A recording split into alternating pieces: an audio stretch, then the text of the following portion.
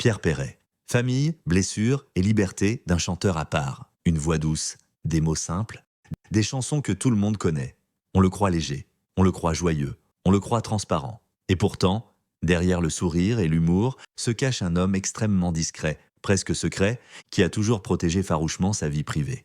Voici l'histoire d'un artiste populaire, qui a choisi l'ombre pour sa famille. Un enfant de province. Pierre Perret naît le 9 juillet 1934 à Castelsarrasin dans le Tarn-et-Garonne. Son père est cafetier, sa mère tient l'établissement avec lui. Il grandit dans un milieu modeste, chaleureux, au contact des gens simples, des accents et des histoires racontées autour des tables. C'est là que naît son amour pour les mots, pour la langue française et pour l'observation de l'humain. Très jeune, il comprend une chose essentielle. La vie ordinaire est pleine de poésie. Le succès sans le bruit. Dans les années 1960, Pierre Perret commence à se faire connaître. Ses chansons parlent de la vie, des gens, de la tendresse, de l'enfance et parfois de sujets plus engagés. Il connaît le succès, mais refuse le star system. Pas de scandale, pas d'excès public, pas d'exposition inutile. Pendant que d'autres brûlent, Pierre Perret construit. L'homme et la famille. En 1962, Pierre Perret épouse Simone Mazaltarim, la femme qui partagera sa vie pendant des décennies. Ensemble, ils auront 2 enfants, un fils et une fille, nés au début des années 1960. Pierre Perret ne les exposera jamais, ni dans la presse, ni à la télévision, ni dans ses chansons.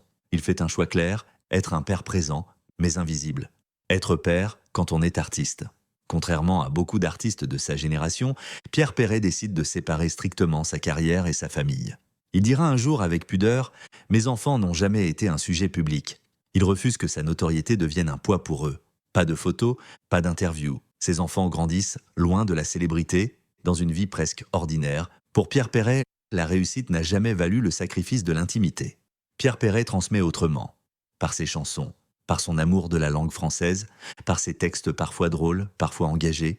Il s'adresse aux enfants, sans jamais utiliser les siens comme vitrine. Il devient une figure rassurante, presque paternelle, pour plusieurs générations de Français, les épreuves et la discrétion. La vie de Pierre Perret n'a pas été sans épreuves, mais là encore, il choisit le silence. Il traverse les polémiques, les rumeurs, les attaques, sans jamais exposer les siens. Sa ligne ne bouge pas, la famille reste hors champ. Un choix rare dans le monde du spectacle.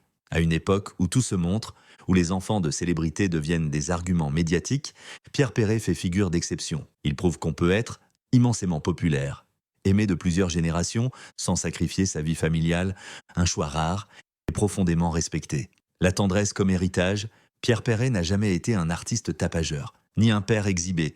Il a choisi la douceur, la discrétion, la durée.